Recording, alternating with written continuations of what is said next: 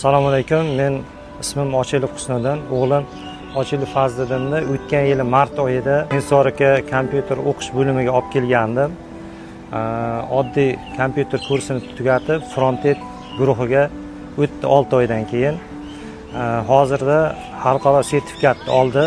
Darsdan bo'sh paytlari poligrafiyada ishlab pul topmoqda. Hozirda Toshkentga ham ishga taklif qildi. O'g'lim kichkina bo'lganligi sababli va ustozlari yana o'qishini davom ettirishsin degani uchun o'qishini davom ettirishga qo'ydim. Hozirda Python guruhiga o'tdi. Yoshligidan o'zi kompyuter kursiga juda ham qiziqardi. Hozirgi kunda sensorikaga kelib juda ham qiziqishlari oshgan. Kelgandan beri ancha yutuqlarga erishdi. O'g'lim nasib etsa kelajakda orzulari amalga oshishi, tilakdoshman, qiziqishlari juda ham katta. Avvalambor bu yerda sensorikadagi Dilshod akaga kattakon rahmat aytaman. Sensorikadagi o'qituvchilarga hammasiga kattakon rahmat aytaman. Sizlarga ham shu farzandlaringizda shu sohaga kelishlarini taklif qilaman.